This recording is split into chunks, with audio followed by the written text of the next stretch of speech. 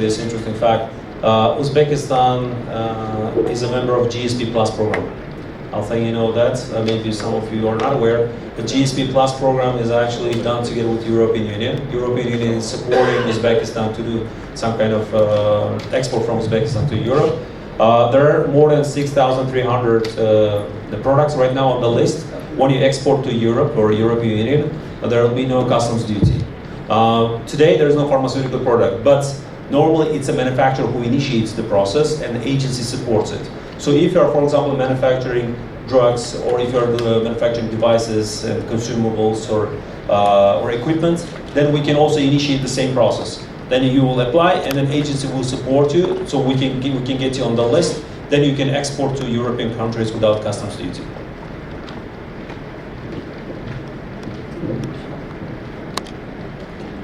I just have one last question. I would like to understand what are the challenges that you faced for, the challenge was across the globe, but how did you tackle the crisis of COVID in respective of acquiring vaccinations and thereby, balancing the situation for the normal population? I just wanted to know how did you do this process, because that was a very big challenge, and procuring vaccines and the high affordability pricing strategy across the globe. There were two aspects to the COVID vaccination program. One was acquiring the vaccine, and the second was and then getting the affordability price, both. How did you tackle that situation? This was a very challenging period. At that time I was a deputy minister in the Ministry of Health, and we were responsible to handle all this, like the COVID-related issues, especially when it comes to procurement.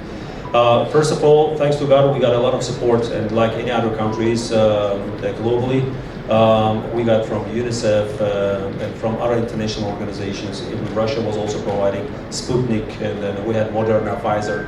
All those vaccines were received. And on top of that, we also developed our vaccine together with China. It was called Uzbek. So it was enough, very stable. But in terms of the people were happy how we treated. Actually, yes, in general, the people were quite happy. And the statistics shows that the death rate was very low if you compare to other countries. We're one of the lowest.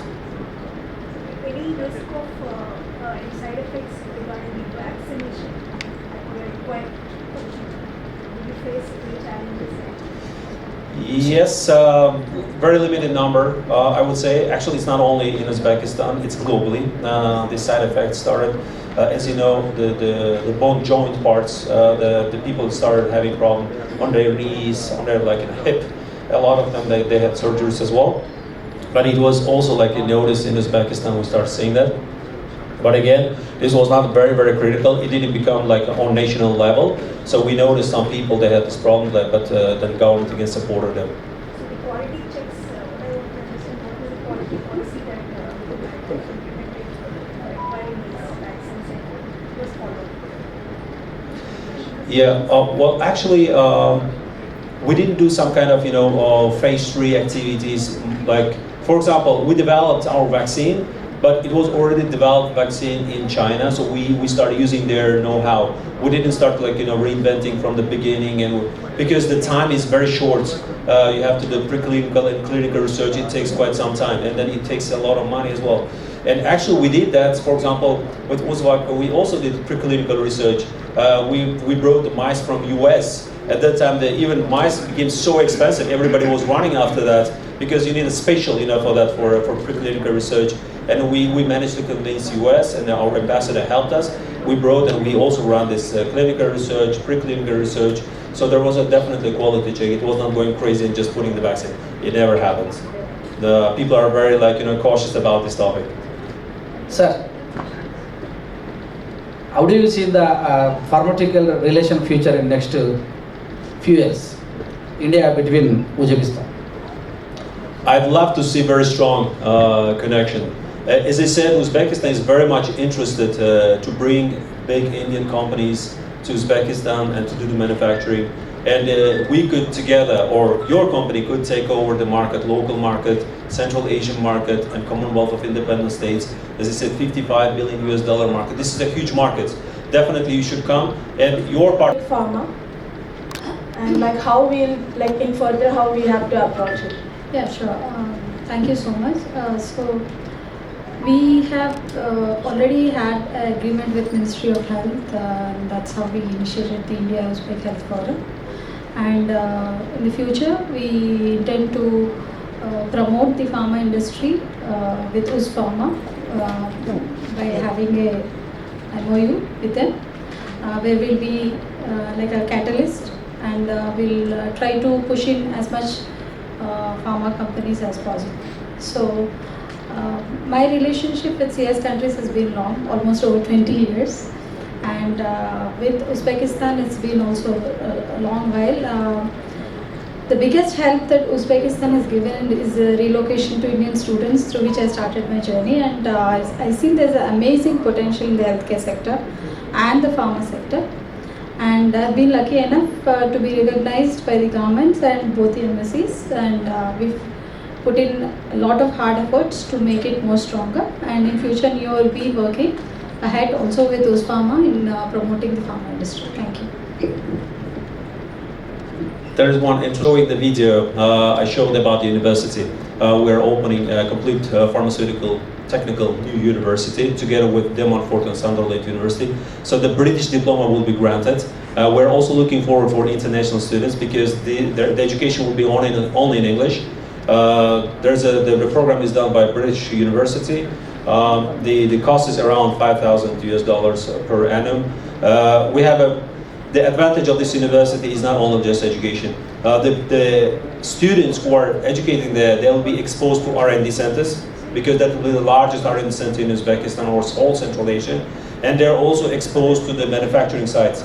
There are already 12 manufacturing sites, but there's another 14, as I said, they're on the list, and biotech is coming, so they'll be exposed in all different aspects of the pharmaceutical. They can also expose themselves to CRO activities, because there will be a clinical research center, 250 beds, so they can also go and do the clinical research or preclinical research activity in the vivarium. So the fantastic opportunity, I think you should definitely come. If you know any students or future students who wants to study pharmaceutical, we're inviting them to Uzbekistan so they can also come and witness. Thank you. Okay.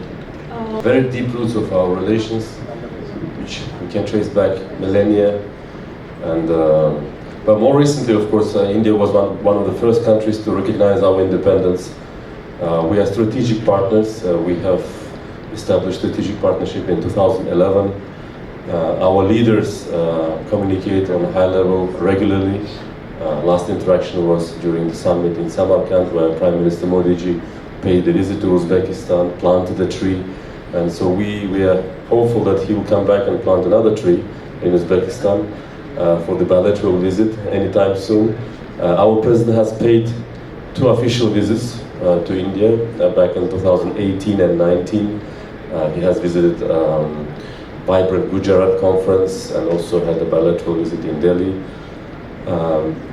We have multiple aspects of cooperation. Of course, pharma is one of the strongest pillars, and we, as Mr. Azizov has kindly mentioned, our trade is something like, last year it was something like $800 million, and almost 45% is pharma trade. So we import a lot of Indian pharma. India is #1 country in terms of on Uzbek market, on Uzbek pharma market. But on top of that, we have educational cooperation, we have military cooperation, in energy sector. So you name it, any sector of economy we would like to develop further. And unfortunately, there is a huge untapped potential. Countries are next to each other. We need to work closely with each other to explore new areas, new aspects of cooperation, and even with trade. India is a huge market, 1.5 billion of inhabitants, population is huge. So for us, it's a very important economic partner. In terms of mutual investments, we can do a lot. So I cannot limit myself to 1 or 2 areas. all of the areas of cooperation can be very prioritized. Thank you. Generally, Uzbekistan is very much supporting startups. We know that without startups, without incubators, we cannot go far. And this has been strategy in other countries too. So that's why Uzbekistan has been creating a lot of facilities for startups. For example, IT Park has been the key, the biggest actually player in the market. But it's also happening now also in pharmaceutical. In pharmaceutical, we're also responsible for devices, diagnostic tools, and everything. So this building I showed you, the administration building, the first, second floor is only for startups and incubators. We're also setting up laboratories. It will be like empty rooms. Then you can bring your labs and you can put it and you can use it. It will be given for you, and then you can, again, once you finish, then you can take it to the manufacturing level if it's needed. But otherwise, yes, definitely in the concept, the incubator and startups are already there in the administration building, and then we also have a laboratory side. So we have two laboratories. One laboratory is for R&D, it's 14,000 meters square, and there's another laboratory for regulation, because they also have to do their laboratory activities. So that part, they will also have some startup like rooms. We will be again pushing startups to develop their kind of products, and we are very much eager to develop the integration, because startups develop faster when you integrate with other countries, with other experience, other expertise and knowledge. This is way faster. So that's why we are actually already pushing ourselves to integrate to Pangyo Techno Valley. It's in South Korea, in Singapore, in Biopolis. They have a called also Academy of Science called A-Star. So we're putting our Academy of Science together, because Academy of Science also has a lot of R&D institutes where we are doing also startup activity or developing a new product. Under our agency, we have 3 institutes who is also doing R&D activities, and they're also doing some startup activity. Thank you. Thank you, everyone. So let's start felicitating our guests and also give mementos to all the members. First, I would like to ask Dr. Divyaraj to felicitate His Excellency Mr. Sardar Rustam. Doctor Divyaraj Reddy, నేను Indian representative ministry of health of Uzbekistan. ఈరోజు Indo Uzbek pharma meet హైదరాబాద్లో చేయడం జరిగింది. India ఉజ్బెకిస్తాన్కి చాలా ఏళ్ళుగా మంచి relations ఉన్నాయి. దీంట్లో భాగంగా his excellency Sardar Rustam Baig and Uzbekistan pharmacy head and Mr. Azizov, who is the head of the pharma agency from the Ministry of Public Health of Uzbekistan. వీళ్ళిద్దరు కూడా ఇక్కడికి రావడం జరిగింది. ఇక్కడ చాలామంది ఫార్మా కంపెనీస్ని కూడా కలవడం జరిగింది. గతంలో 2 రాయబారి కార్యాలయాలు republic of Uzbekistan and India ఆధ్వర్యంలో, అలాగే బోత్ గవర్నమెంట్స్ ఆధ్వర్యంలో చాలా మంచి ప్రణాళికల్లో ఇండో ఉజ్బెక్ హెల్త్ ఫోరం జరిగింది. దాని తదుపరి ఇది ఒక ఇనిషియేటివ్గా ఫార్మా ఇండస్ట్రీని డెవలప్ చేయాలి అనే ఒక ఉద్దేశంతో ఈ యొక్క మీట్ పెట్టడం జరిగింది. దీంట్లో చాలామంది 50కి పైగా ఫార్మా కంపెనీస్ రావడం జరిగింది. దీంట్లో ముఖ్య అంశాలు ఏ విధంగా ఇండియాకి ఉజ్బెక్కి ఫార్మా రిలేషన్స్ని పెంచవచ్చు, బోత్ సెక్టార్స్లో టెక్నాలజీ ట్రాన్స్ఫర్ ఎలా చేయొచ్చు, అలాగే ఇంపోర్ట్స్ ఎలా చేసుకోవచ్చు, అలాగే మ్యానుఫ్యాక్చరర్స్కి ఏ విధంగా డెవలప్మెంట్ ఉంటుంది, అలాగే ఇంకా ఎన్ని రంగాల్లో కూడా కలిసి ప్రయాణించవచ్చు అనేది డిస్కస్ చేయడం జరిగింది. Neo institute of medical science and technology తరపు నుంచి కూడా మేము ఉజ్ ఫార్మా ఆధ్వర్యంలో, అలాగే ఎంబసీ ఆఫ్ ఉజ్బెకిస్తాన్ ఆధ్వర్యంలో ఇండియాకి ఉజ్బెకిస్తాన్కి ఉన్న ఫార్మా ఇండస్ట్రీని ఇంకా డెవలప్ చేసే విధంలో ఒక MOU కూడా తొందరలోనే సంతకం చేయడం జరుగుతుంది. అండ్ దీంట్లో భాగంగా ఈ యొక్క ఇండస్ట్రీని పుష్ చేయడానికి పూర్తి మద్దతు తెలియపరుస్తున్నాం. It's a beautiful city of Hyderabad to take part in an important bilateral event, Uzbek-Indian Pharma Meet, organized by the Uz Pharma Agency, Embassy of Uzbekistan and Neo Institute, Medical Institute. And I would like to reiterate that we are very grateful for the organizers for gathering so many people of this industry. Hyderabad is an important destination for pharma industry, and we came here with our colleagues from Uzbekistan to present opportunities existing in our country, to establish those bridges between our two countries, explore additional areas, spheres of interest in the sphere of pharma.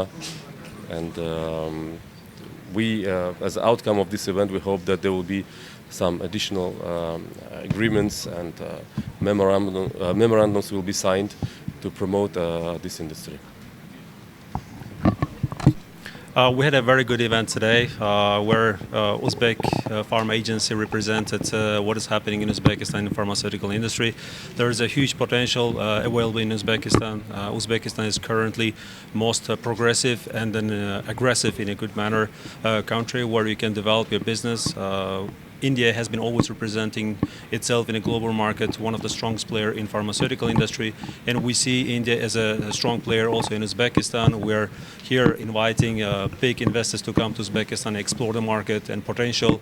The total market of Uzbekistan is $3 billion, but when you look into Central Asia, it's $10 billion, and then we're mainly focusing on Commonwealth of Independent States, which is $55 billion market. So we again invite all the big investors players to come to Uzbekistan to again witness what's going on and all the incentives that's given by the government and how the support you are getting. You have to see yourself and then try to invest. And as a farm agency, we're here to support your business. We are a catalyst who speeds up the process, and then you can also make a huge benefit and profit in the country. And then that will be a good integration also for Uzbekistan and India. Thank you very much.